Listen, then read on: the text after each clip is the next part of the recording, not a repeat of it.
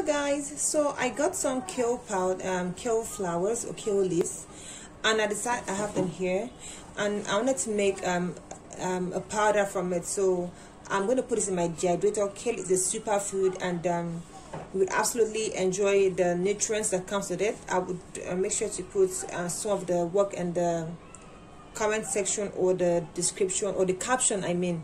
So I'm going to rinse out the kale.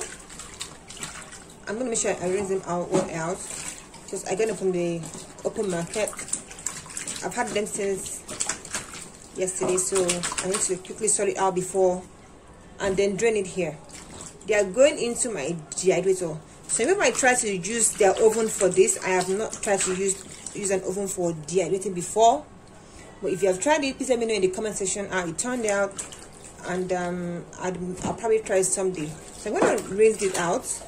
See, like go through this middle. That's very key. And we also put the running water on it as well. These are beginning to turn yellow, which might not be all that good, but it doesn't make it bad. But it's better I do it as fast as possible before it turns all yellow. Afterwards, I am going to remove the leaves from the stem.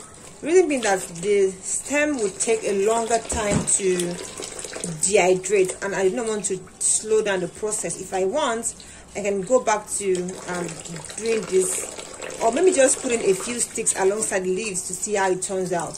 So let me finish this up. So I am done rinsing it. The next thing I'm going to do is separate the leaves from the stalk. Like I mentioned earlier, if I was to leave them as in the old form, the stalk, this one, will take a longer time to dehydrate. So, and I would not want that. So I'm just going to separate this. It doesn't mean it goes to waste because the stalk also has its own nutritional components. But let's just do the leaves for now, and probably do the stalks later or something, or just throw in a few sticks of that as well, and see what the time difference will be when it comes to dehydrating. In the process of doing this, I already put on my dehydrator, so it's warming up. I will show you guys how that's currently going. And the reason why I'm using the sieve is because the extra water content from rinsing can easily leave the body of the leaves, so that would not give the dehydrator extra work to do. So that's it. And let me finish up with this one. So I am done separating the stalk from the leaves. What I'll do next is to put these on the dehydrator trays. I tried to make them as small as possible, since I will still end up blending the whole powder after it's done dehydrating. So it's gonna lay flat on the trays. So now I'm going to show you the trays. So this is what the dehydrator tray looks like. My dehydrator has 10 trays. I have 4 here. I don't think I will use more than 4, but I might make use of the other trays for something else, so that to just to maximize the use of power supply. So this goes onto the tray. I'm going to arrange it one after the other. I'll try not to layer them on top of each other. And then what I noticed for my dehydrator is that the topmost tray gets hottest the fastest. I hope you understand that. It makes sense. So at some point I will have to change the trays, like put the second layer to the first layer, put the third layer to the first, and just basically change things up so that there will be an even distribution of heat to the plants, the leaves. I'm sure you understand. So I'm going to do this for each tray and try to maximize the space as much as possible. So like I said earlier, this is kale. I got it fresh from the local market, and then I want to maximize the use.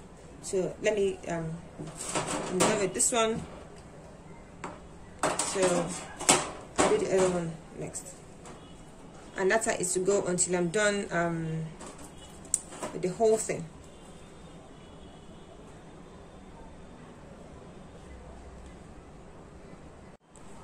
So I ended up using 3 trays instead of 4, which is good if you ask me. So I would load this into the dehydrator. So let's go. So this is what the dehydrator looks like. It has a cover. I think this was supposed to go off, but I just simply left it.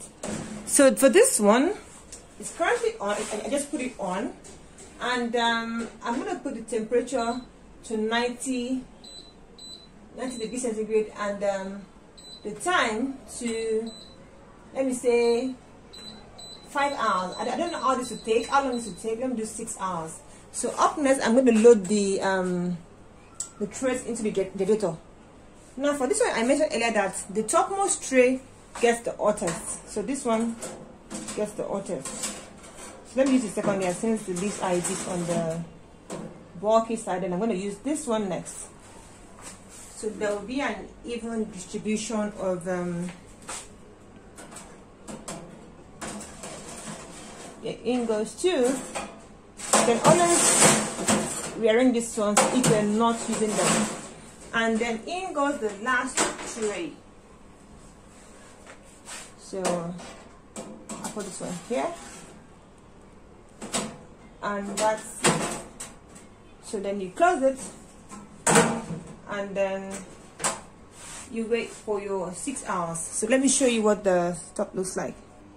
So here it is. It's been on for about a minute. That's why you have 5 minutes 59 seconds, 5 hours 59 minutes, and then it's at 90 degrees centigrade. So let's see how long this will take. So here is what the final leaves look like. They are dry and crunchy, so I just need to blend this. I don't want to crunch them too much so that they don't get to waste. The reason why I just need to blend it and then use it in whichever way I want. The reason why I have something that's a bit yellowish is that I think I put it on, the heat was too high. So probably for subsequent batches, I would not need to use the highest heat level.